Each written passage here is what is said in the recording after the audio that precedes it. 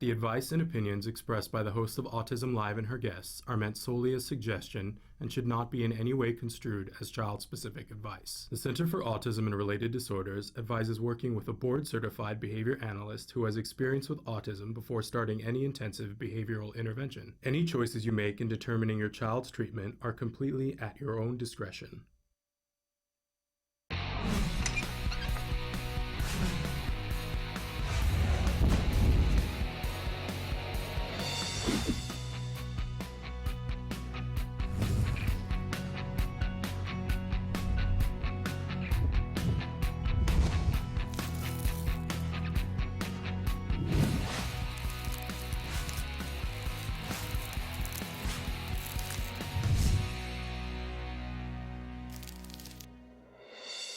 Good morning and welcome to Autism Live. I'm Shannon Penrod and we're coming to you live from the Warner Center in Woodland Hills, California.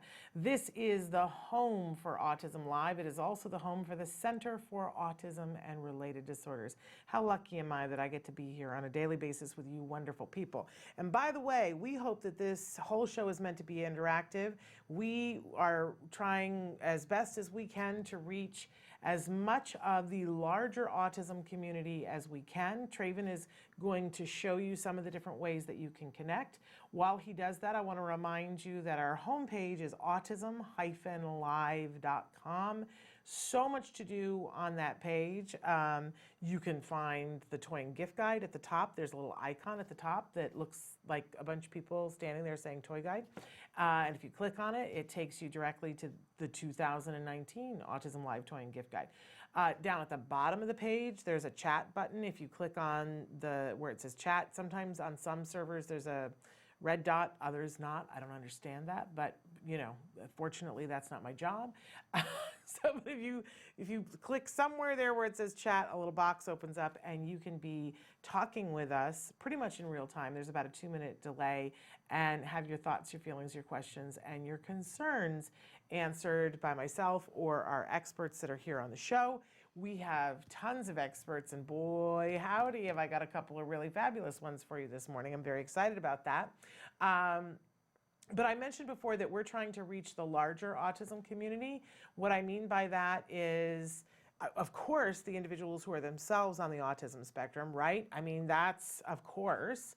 But then the larger community is everybody who cares about those individuals. So that could be parents, caregivers, doctors, it could be, you know, aunts, uncles, grandparents, siblings, you name it, right? Spouses, all of those people. And we know that this is it's a spectrum, and this is a very broad community with a lot of different individual needs, because no two people on the spectrum are alike and they have different things that they need. But the one thing I think that we all have in common is that we care about the well-being, the health, the dignity, the employment of individuals who are on the autism spectrum. So we try to cover a wide variety of things, but as I say to all of you, we have experts on the show to talk about things. I'm not an expert, but my role here is to help you to get to what you need. And I gave up mind reading to be an autism parent.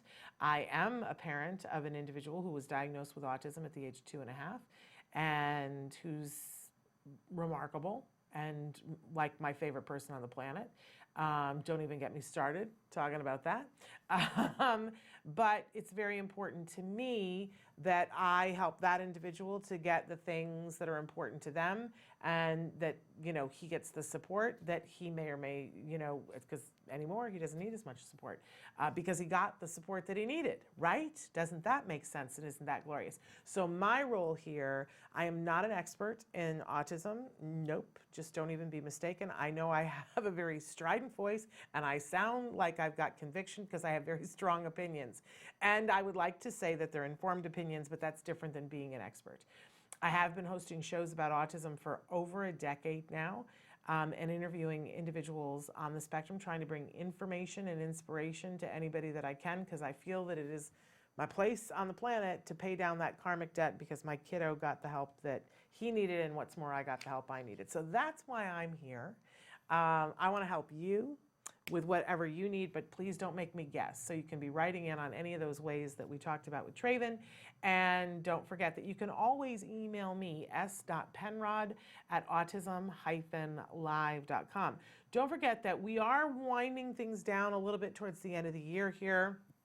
And I'm taking a little bit of time off because I think we can all tell that, we're at that point where it's like, stick a fork in her, she's done for a while, right? And I've had people say to me, you really should take a break, and I am. But that doesn't mean that I go completely away. You can still be writing in, and there are still people here, and I will check in from time to time, and I'll still be thinking about you. It's fun, I'll say, oh, I need a break, and then I miss being here with you. So what does that say? I kept moaning right before Thanksgiving. I was like, oh, I need a break, right? And then I was so excited when I left here on Wednesday, and I had done nothing domestic in so long, and I was like, I'm gonna cook, I'm gonna bake, it's all gonna be fabulous. And by noon on Thursday, I was like, you know what? I don't wanna be a cook. I don't wanna bake. Can I go back to work, please? After standing over a stove for like 10 hours, I was like, enough. I like working and not being responsible for, let the cooks and the people who went to school to bake, let them do that, right? I was all the way done, and it was less than 12 hours into it. And I just was like, can we go back to work now? I miss work. So there you have it. Okay, hey, it's Thursday, and on Thursday, we like to start with something we fondly refer to as the jargon of the day. This is when we take on one word, one phrase, one acronym. We try to figure out what in the hey nonny are those experts talking about? What does it have to do with us? How does this save us time and money? Should we even bother learning what this term is? And sometimes there's nuances to the terms, right? So today's is an oldie but a goodie, something that we talk about on this show a lot, and that's ABA. Welcome to Alphabet Land, right? So let's take a look at what the definition, what does ABA stand for first? Let's look at our actual definition here. ABA, Applied Behavior Analysis. ABA is the application of the principles of learning and motivation from behavior analysis. Well, that cleared it up, right? It employs procedures and technology derived from scientifically demonstrated principles of behavior to increase socially significant behaviors and decrease unwanted or inappropriate behaviors. Do you like my elevator voice? Okay, so as definitions go, this isn't one that we necessarily would want to light our hair on fire, but it's not real useful if you're new to ABA, right? You go, I have no idea what that means, right? So let's take a look at our working definition of ABA and see if we can't get a little bit closer to understanding.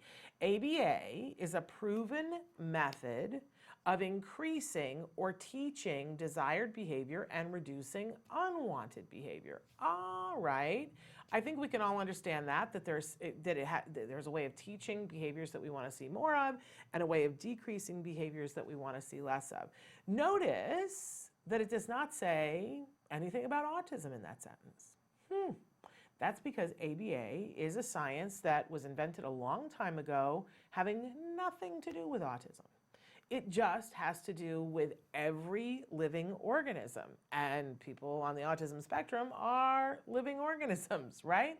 So, but for a long time, ABA was not being used in conjunction with autism, and then in the mid-'80s, this very amazing thing happened that has a lot to do with all of us, right? This amazing doctor, Ivar Lovaas, decided that he wanted to use ABA. First, he did a study that kind of started and stopped and started and stopped, and it was kids that were a little bit older, and his funding kept being pulled. And then he started from seeing that these older kids, that they started and then they would have to stop, and that they weren't retaining the information during the stopped periods, that they were regressing. So somewhere along the idea came up to him, what if we started earlier when kids' brains are a little bit more flexible? What kind of success would we have? And because he saw that there was an intensity factor even with the older kids, that they did better if they had more opportunity, they decided to do it very intensively. And they got funding thank whoever that was, right? I should know that, but I don't. But they got the funding to do it, and thus the Young Autism Project was born. They took a group of kids that were between the ages of 3 and 5. They spent 2 years with them and did intensive ABA. And that was 40 hours a week. That was the decision that they made, was they were going to do it for 40 hours a week and see what would happen. At the end of 2 years, something amazing had happened. That almost 50%, it was like 47% of the kiddos in the study had reached the point where they no longer qualified for an autism spectrum diagnosis.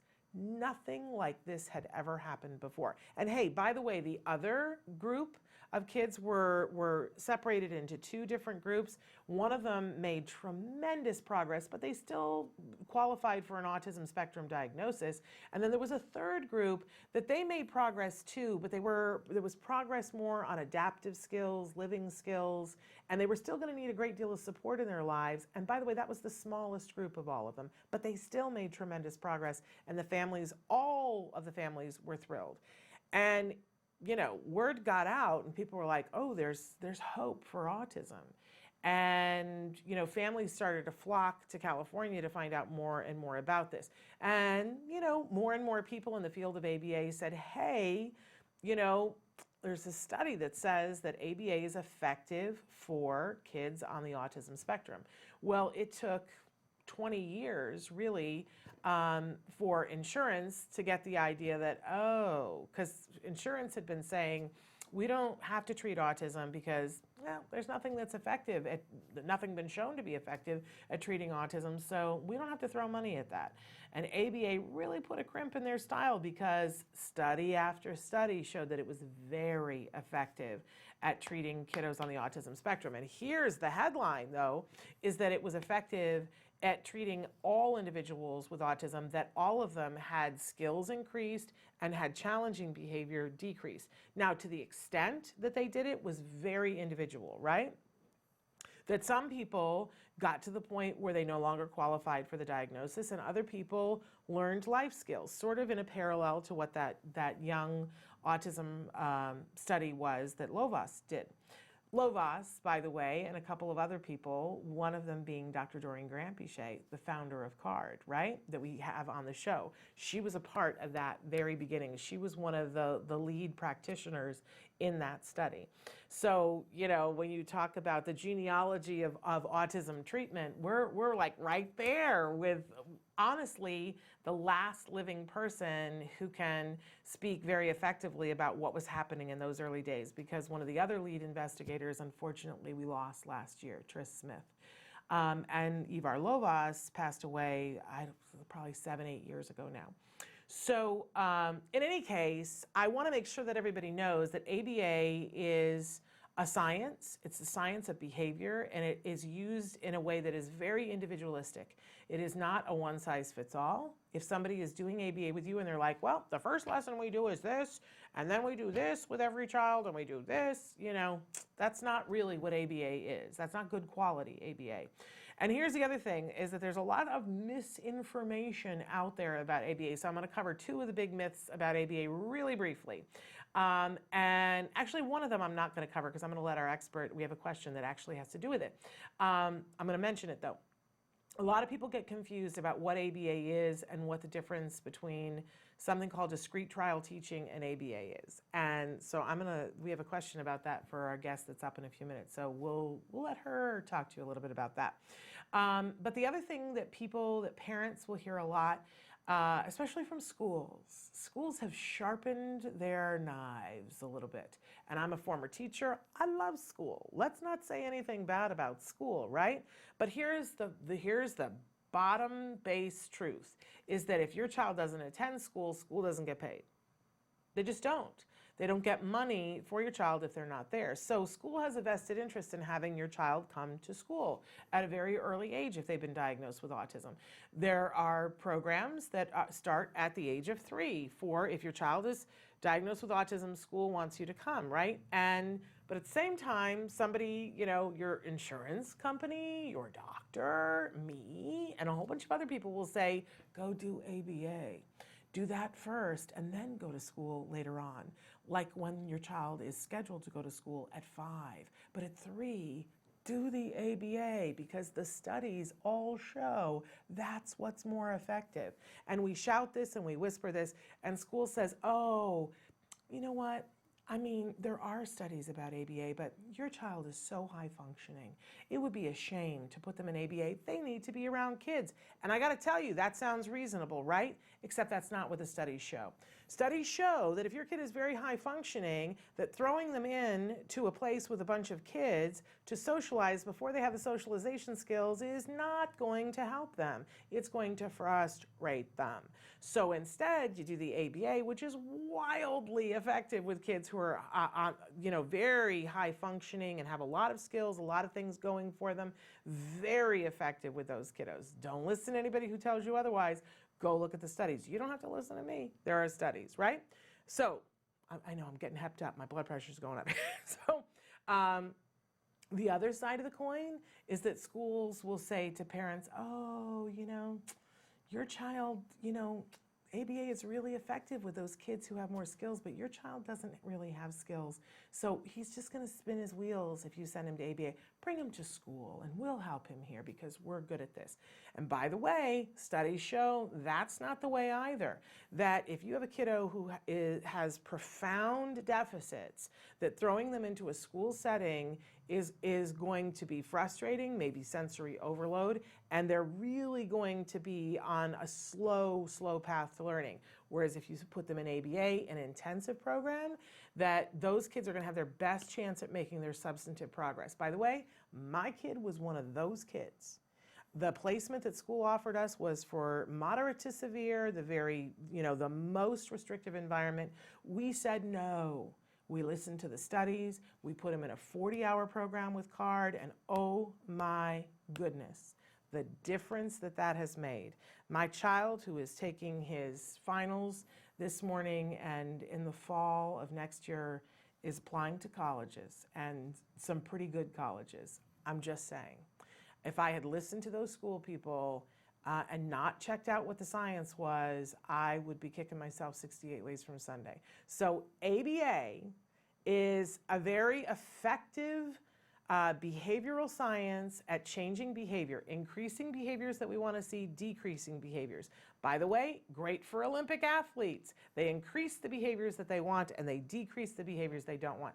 Businesses use it. Increase productivity, decrease people not coming to work, right? They use it in senior citizen homes to increase behaviors and get seniors moving and engaged, and to decrease them isolating and being still. Is it also effective for individuals on the autism spectrum? Yes. Is it effective for everyone on the autism spectrum? Yes. And I know there are people who will disagree with me on that, but there's different intensities and different tools. You wouldn't do it the same with everybody. But it is the most effective teaching tool there is, whether you are on the spectrum, you are not on the autism spectrum, because it sets up a contingency where we reward doing the skills that we want to increase, and we take away the reward for things that we don't want to do. That doesn't mean punishment. It just means that we no longer hook it up to a reinforcer.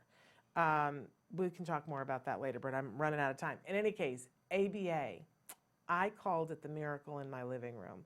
I would tell you, run, don't walk. If you love someone on the autism spectrum and they are having a problem with anything, and that's if it's a 3-month-old or it is a 37-year-old, if you're having a problem with something and you don't know how to circumvent it, ABA, your insurance pays for it now because it's effective.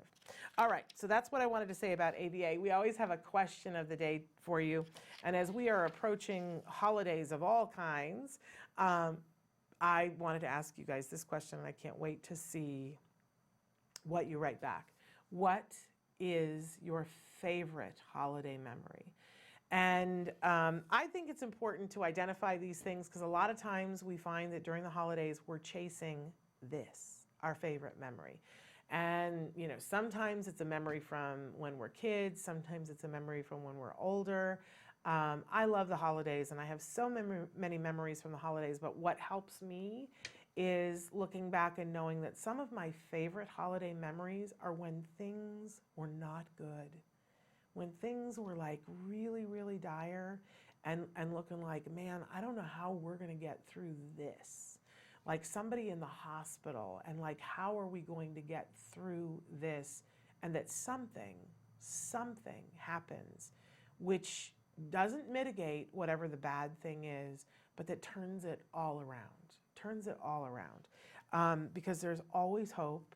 And I think that sometimes maybe we're more in tune with it during the holidays, or maybe it's easier for us to access it. I don't know, but that's what I love, is that things can look bleak, but that there's something amazing that can happen in the holidays that helps to make it seem like, it's going to be okay, that there's hope. So write into us, tell us what your favorite holiday memory is. And by the way, if you're one of those people that's having the really rough time right now, oh my gosh, I feel you. I've been there during the holidays, and I just want to say to you, I love the line from the Marigold Hotel where they say, it'll all be okay in the end. So if it's not okay now, then it's definitely not the end. Keep hope. Okay, so, and then our topic for the rest of this week, because it's a shorter week, it is, you ready for this? Celebrate when you can. Oh, no, we got the wrong one up. It's celebrate when you can. It says, there we go, Traven. It's celebrate when you can. Because you know what? It's not always the time to celebrate, right? Although I would make the argument that if we're really truly being mindful, and on Thursdays we try to be mindful, there's always something to celebrate. You got up this morning. If you can walk today, there are people who can't, right? Somebody's got it worse than we do, for sure. So what, if you took 3 minutes every day to say, what do I have to celebrate? You could call it, what do I have to be grateful for? There's always something, and we can always find the other side too, right? What's wrong is always available. We can go to it, but we talk a lot on the show about how we decide to configure our brain, what we decide to focus on is how we experience the world. So today could be a day filled with celebration if we want to. My question is, what have you got to celebrate?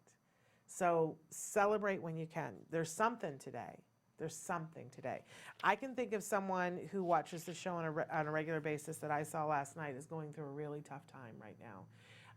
That they've been going through chemo, and it's been rough. And this particular chemo today is rough. And so I just want to say, if that person is watching, I see you.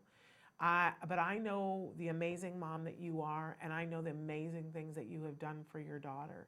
And you are there today with your daughter. You may not feel great, but we're going to celebrate you. Even if you can't do it today, we're going to celebrate you. We're going to all of us keep a good thought for this amazing mom who's trying really hard to keep it together and keep alive for her daughter. But you're here today. We celebrate you, and I hope that you and your daughter have a great day today.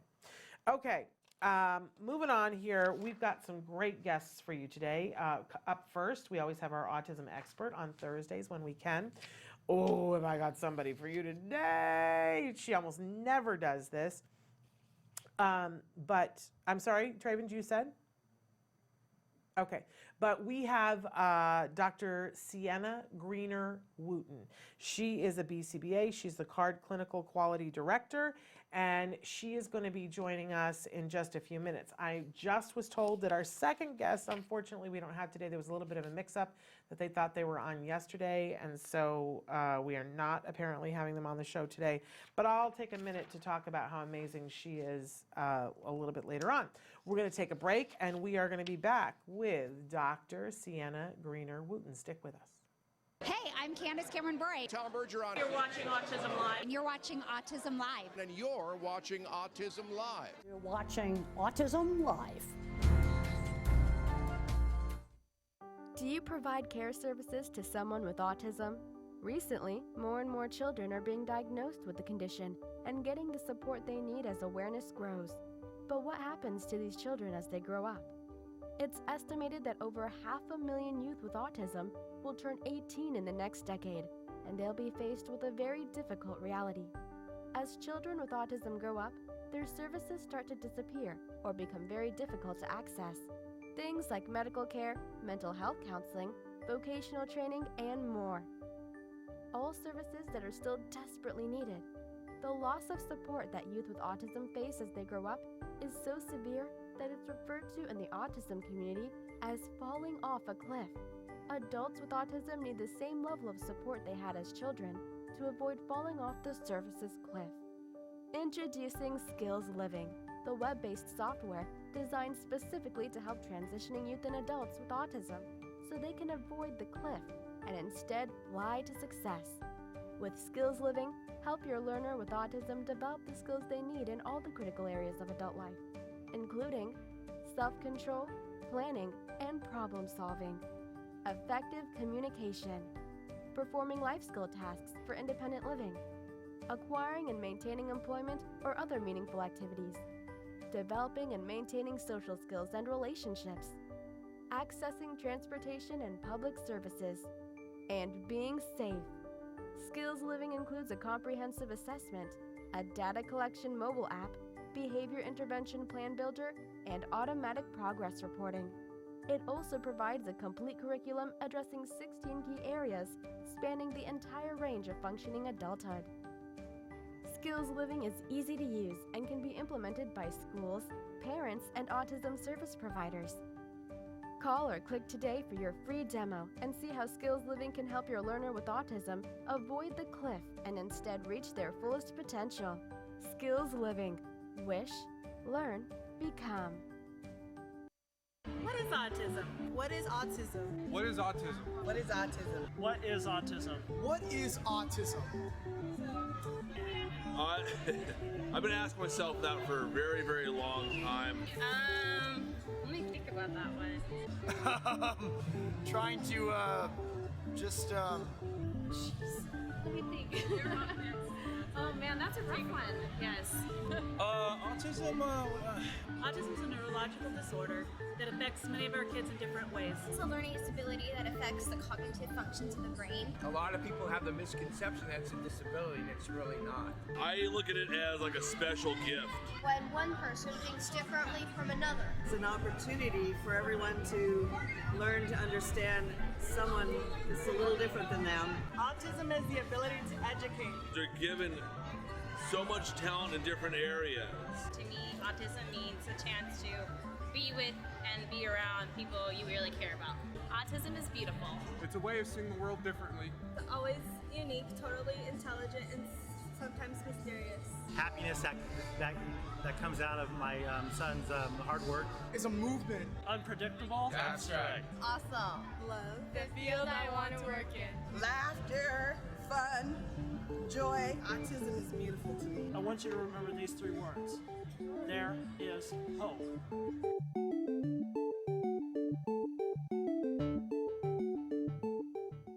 Welcome back to Autism Live. I am so excited about our next guest because I don't know if we've certainly filmed with her, and I think at least once we've had her on the show live, but once in 9 years. And she's one of my favorite people. Dr. Sienna Greener-Wooten is joining us via Skype. There she is. She is a BCBA. She is the CARD Clinical Quality Director. And I mentioned this the other day when I was talking about you being on the show that you're the person who did the intake when I brought my son to CARD, and Dr. Greener-Wooten was the person who oversaw our supervisors. And so she is a big part of our success story. I said to them, Sienna, that you are serious business when it comes to this business of helping our kids get better. But that I have also come to know that you are one of the most wonderful, kindest, sweetest people on the face of the planet. Now there, I've given it away. I know you don't like people to know that. That's okay. But I told them I lived in fear of you for years because you are serious, and I appreciate it every day now, how serious you were and how serious you took my son's progress and how serious you made me be about it. I think there needs to be more of that in the world. So thank you. Well, I didn't mean to scare you. Well, it worked. It scared me into doing the things that I needed to do. So I don't think you need to apologize for that. So explain to the folks at home, Dr. Greener-Wooten, what it is that you do at CARD. Sure. I am the clinical quality director for CARD, and I have a team of incredibly talented BCBAs that I work with. And our sole job is to ensure that the individuals that we work with at CARD are making the best progress that they possibly can be making as a result of our ABA treatment with them. That involves a lot of different things. We do observations of all of our patients. We review their treatment programs and ensure that we can see that progress is being made. And if we can't, then we will do some consultation with our clinicians to help identify ways that we could maybe revise the treatment plan or revise something that's happening to try and see better progress. I always explain to parents and say, you know, imagine if you could take the dream team, people who together have so much experience and have seen every type of kiddo in every type of situation. And if you were able to go to this group of people and say, here's my kiddo, do you have anything that you would like to add or teach my team to make more progress? It would be your team. That you guys are the superheroes. You're the... that's how I always picture you guys, as like the Marvel superheroes. So I say nice things about you behind your back. What's that? Thank you. You're welcome. So Dr. Greener-Wooten is going to be answering a couple of questions that you guys have written in. I want to start with one that came in on our Facebook just yesterday. A parent wrote in and said, how can I help with my son who has been climbing almost nonstop when home? It seems like our audio's cutting in and out a little bit. Can you hear me okay? I can hear you perfectly fine. Did you hear what the question was? I didn't, but I can hear you now, so let's try it again. Okay, so the question was, how can I help with my son who has been climbing almost nonstop when home? And I do want to say, I didn't give the disclaimer before that Dr. Greener-Wooten is going to answer your questions in a general nature, that no one in this format can give individual specific advice. So so keep that in mind. But Dr. Greener-Wooten, did you hear that time, or should I call you? I did. Okay, great. I did. So it sounds like a caregiver has a son who's climbing pretty nonstop when home. So here, just like we would with treating, I think, any behavior that we maybe want to see decrease or go away, the most important first step, if possible, is to try and identify why that behavior is occurring, which is what we call the function. And then also any other important patterns or information about that behavior.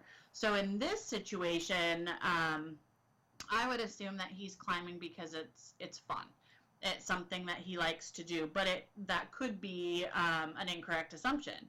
So, you know, what is he climbing? Is he climbing on anything that can be climbed? Is it happening at certain times of the day or after certain activities? Does it happen when caregivers are engaged in certain activities, which might mean that he's trying to get your attention. So it's always important to try and figure out why it's happening. And then from there, you can start to develop intervention that addresses the why. Because if you don't address the why or the function behind it, it's just going to cycle through different types of the same behavior. So assuming here that it's happening maybe because it's fun, it's maybe a motor activity, I would probably start with trying to find some more appropriate replacement behaviors for this. So can you get him involved in more appropriate leisure time tasks, especially when you're busy? And it doesn't have to be something that it doesn't have to be a structured teaching task necessarily. It could be something that he enjoys doing almost as much as the climbing, That way, you're free to do the things that you need to do in your home without having to worry about, is he going to fall off of the bookshelf or whatever it is he's climbing. So that would probably be the first place to start, is can you have him involved in something more appropriate when you're busy? And then to try and meet that same need, assuming, if it's some sort of a sensory or, a physical need that he has, can you allow some appropriate and or safe climbing on a play structure, maybe outside, at regular intervals? So if you've got a lot of energy, that energy's got to go somewhere. So is there a way to maybe structure his time so that that's happening in a more appropriate way? You can also potentially set some rules for what is and isn't okay in the home, what can and can't be climbed on. Sometimes they, I'm not sure how old he is, but sometimes they have those, lighter weight play structures that can be inside. So that might be an option. And just give him those rules about what he can and can't do. And then when he follows those rules, you should praise him and try and give him access to something else that he likes doing as well. So that would probably be the first place I would start here. Wonderful. I love all of that. I want to move on to the next question because this came up a little bit. Our jargon of the day today, Dr. Greener-Wooten, was ABA. And I said that we were going to talk a little bit about this, but this question came in from a viewer. What's the difference between DTT and NET? Is one of them ABA and the other one isn't? Which one does my child need? This is an excellent question, and one I feel like we get all of the time. They are both ABA, so we'll start there. DTT is what's known as discrete trial training, whereas NET is natural environment training. They are both types of teaching that we utilize in ABA programs. There are actually even more. These are just two of the more common ones. And I think they're probably confusing because we don't refer to them as discrete trial training or teaching or natural environment training or teaching. It's DTT or NET.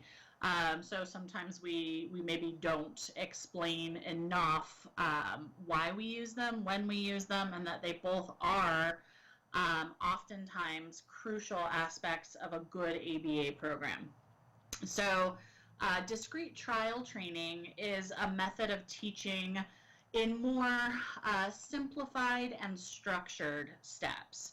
So instead of teaching a whole skill at one time, maybe a learner needs to learn, let's say, how to express their actions. So I am running, I am jumping, she is eating.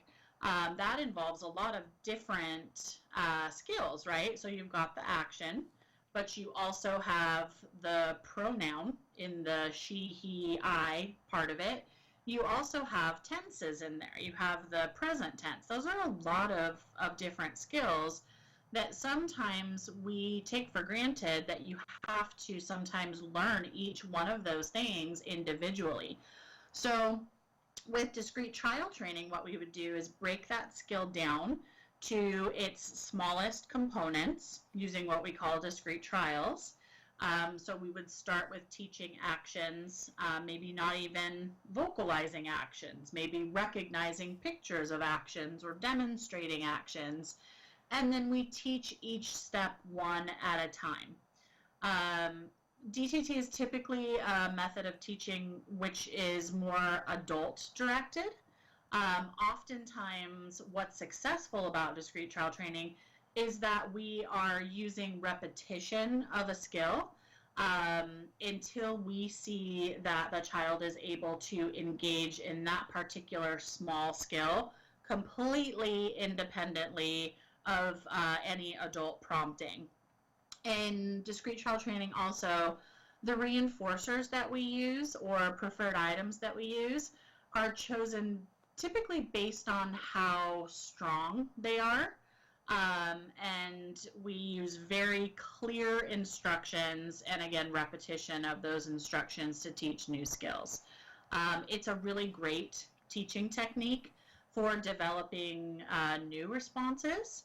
It is certainly not appropriate in all situations for all skills and for all individuals. Contrasted with natural environment training, which are instructions that are driven more by the individual's motivation and are typically carried out in environments that either are the natural environment or much more closely resemble natural environments. They are still structured in that we are trying to limit access to certain reinforcers based on behaviors that we want to see or skills we want to see the individual engage in. It's a little less structured than discrete trial training.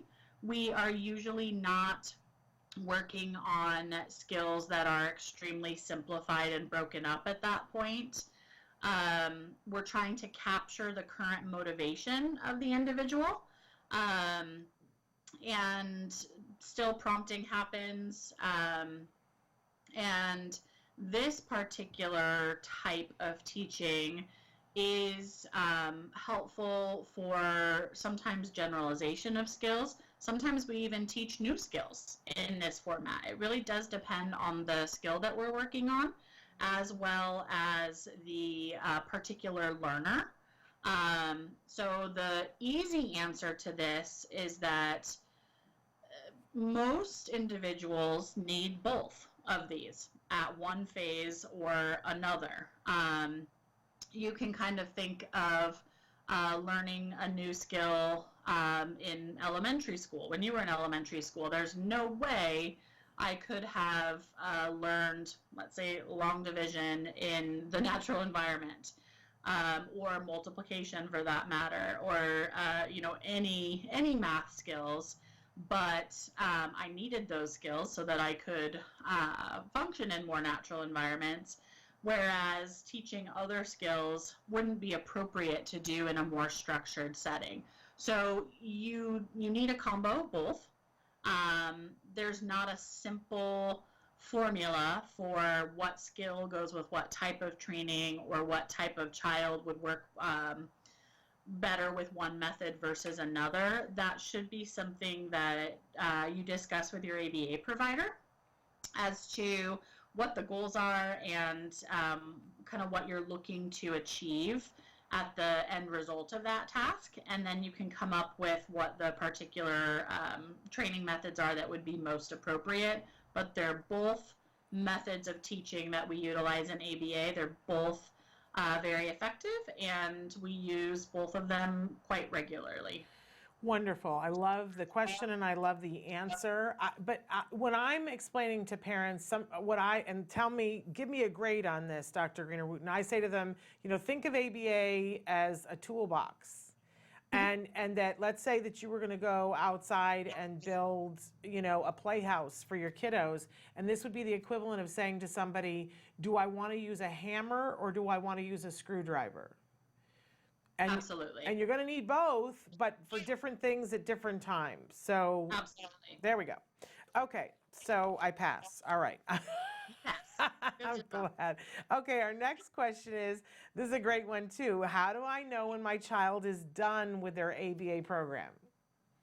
Oh, this is a good one. This is one we get a lot as well. And I think probably the simplest response here, which is not simple at all, is when they've met the goals of treatment. So it's really important then to clarify with your ABA provider at the outset of treatment what your kind of end of ABA goals are for your child. And that could be different for everybody. Is it gainful employment? Is it maybe starting kindergarten without adult support? Is it being able to communicate needs and wants independently? Those are all very different goals. And this will depend on a lot of different things. So the age that ABA services start, for one. We have many situations where we have more young adults just starting out with ABA services, and the goals for that individual would be completely different from the goals for a much younger child starting out with ABA. So identify first those kind of end of treatment goals, so what you expect to get out of ABA. And I know for many caregivers, it's hard to articulate those without knowing what ABA is going to do for your family and your child. So give all of your wishes and dreams and hopes to your ABA provider and ask them, what is realistic for us to accomplish here?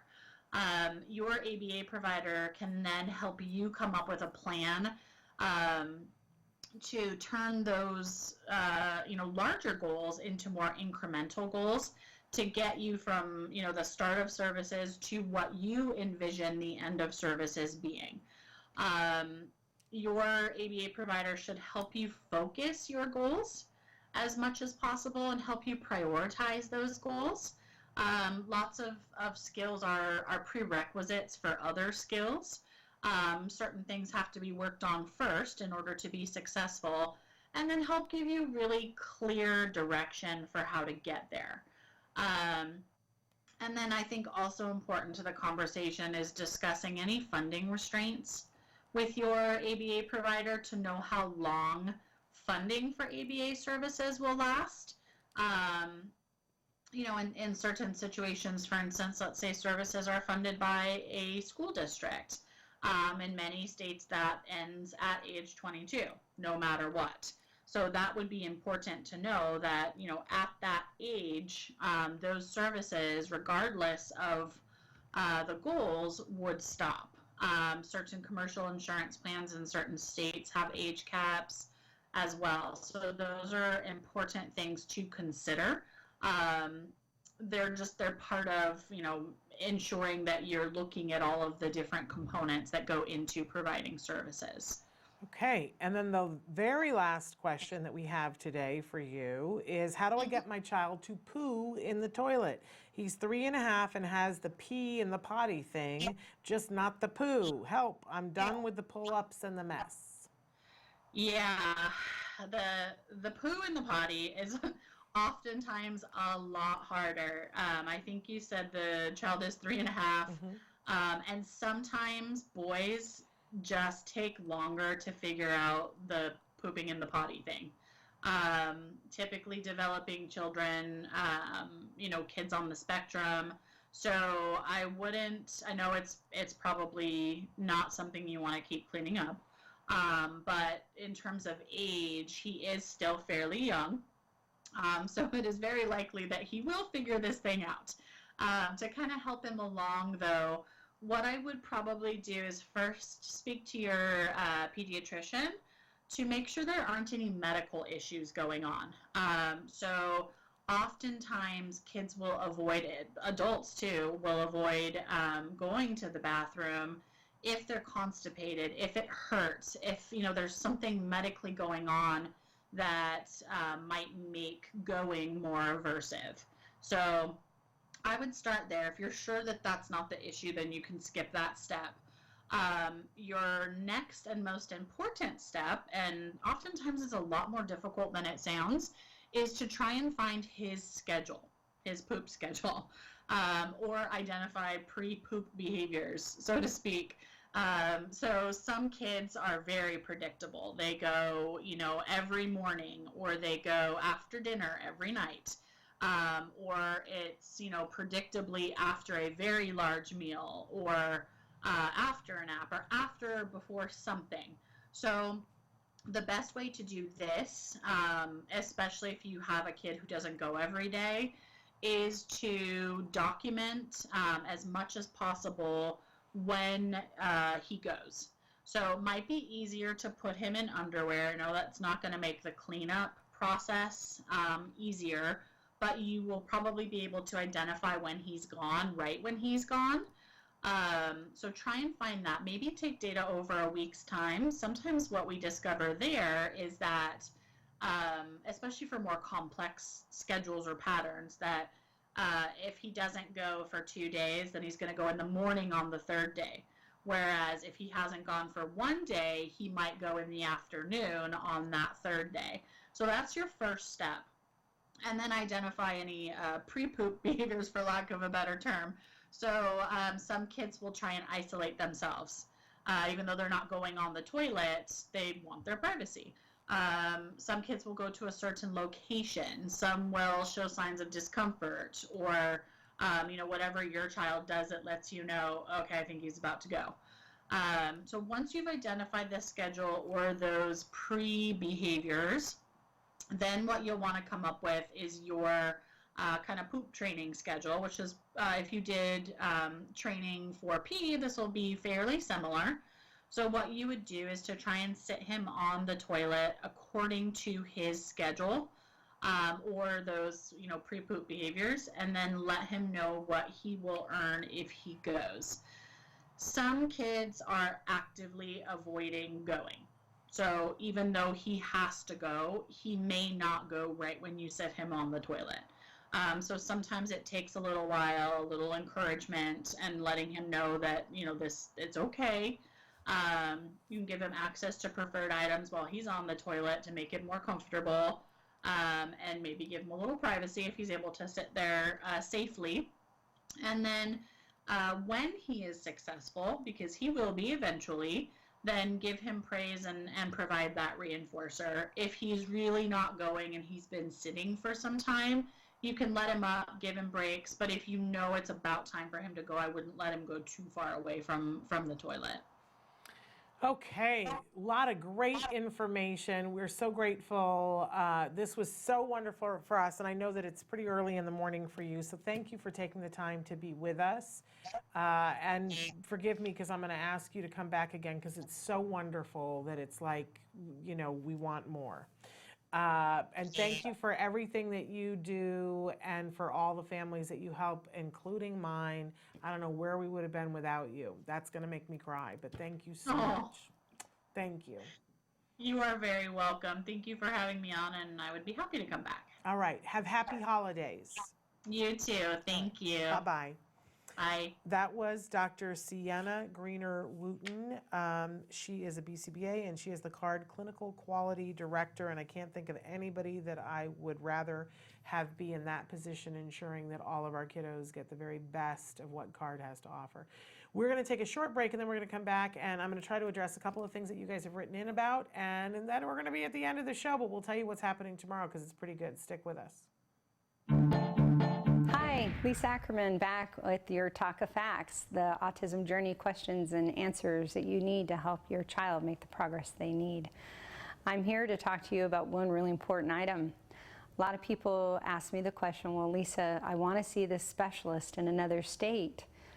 How do I do that? I don't own a jet. I don't have the ability to fly without great pain and travel. Not a problem. We know how to get this done. So I actually encourage families, even though in travel can be a tremendous hardship getting a child with autism through security, through the plane, and in the journey to where they need to go.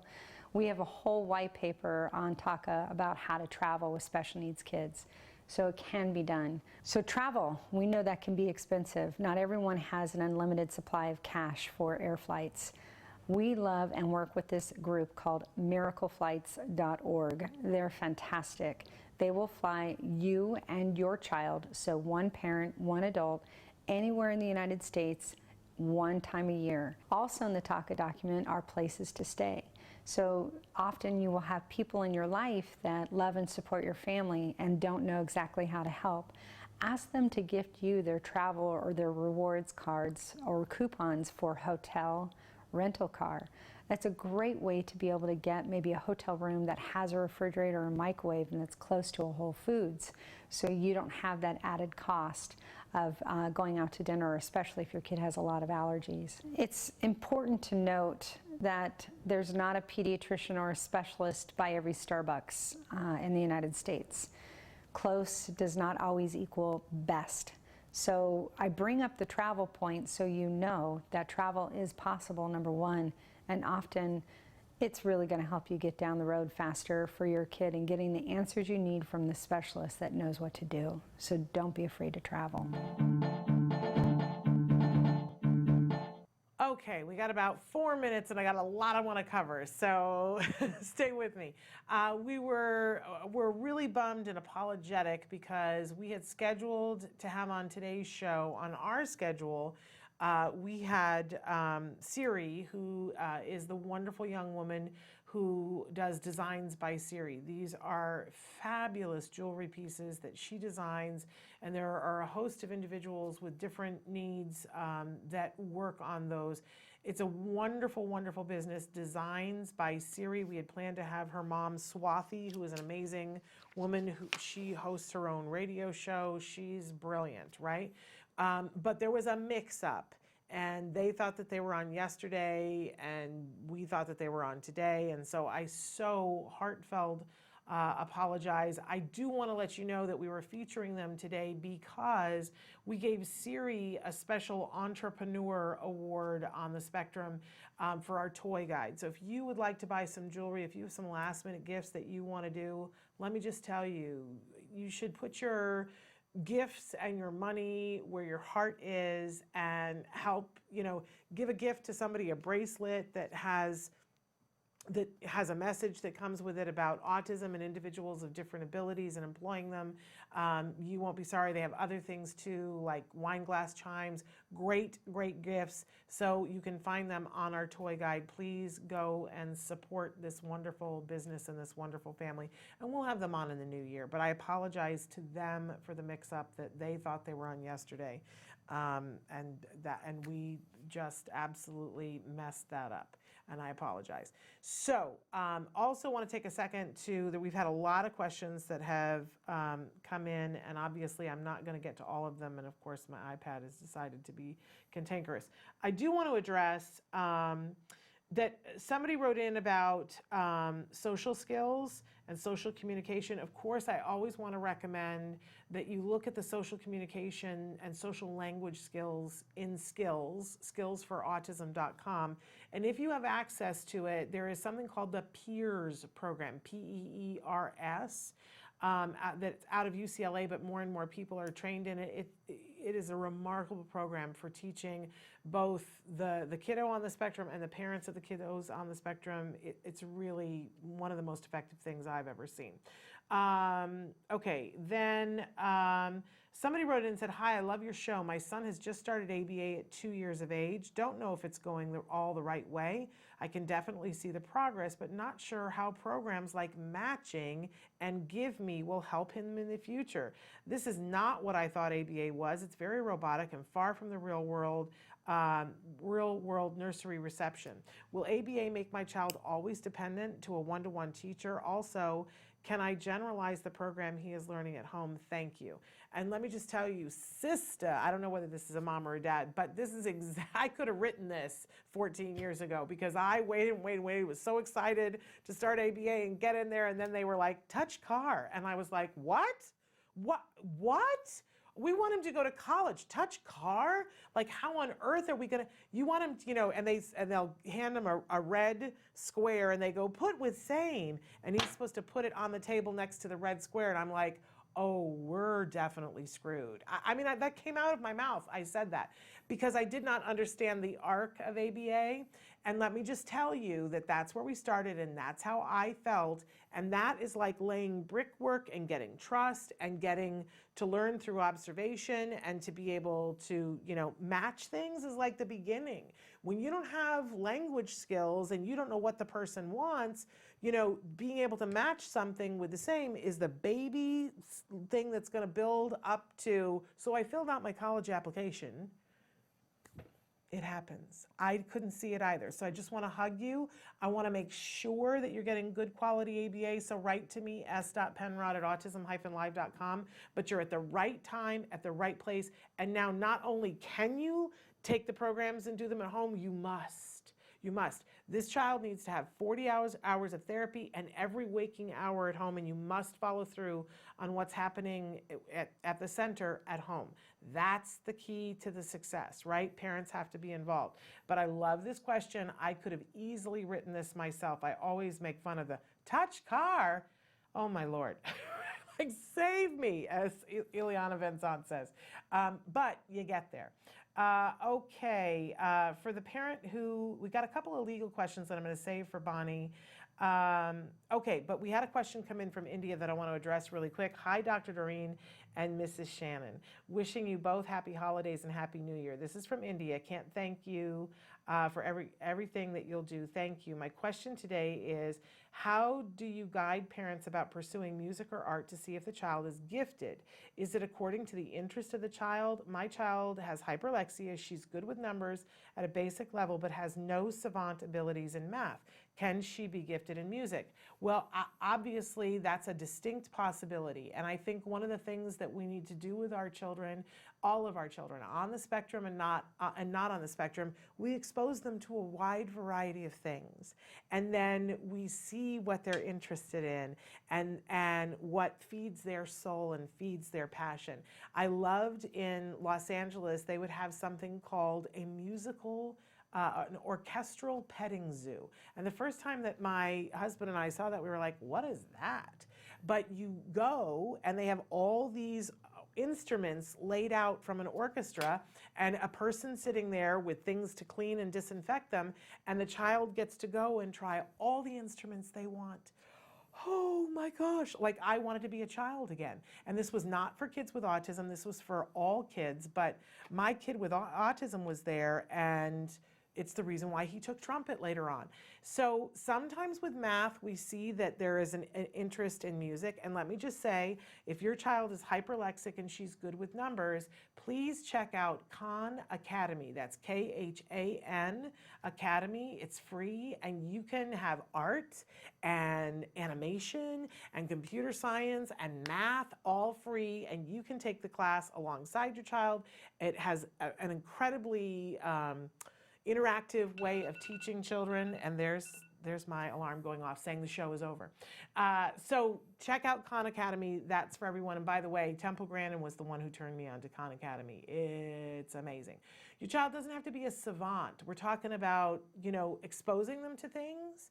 And then if you see passion, don't worry about if the skill is there. Follow the passion, and then you will see that all things will become clear about what your child is really, really into, and then it gets exciting.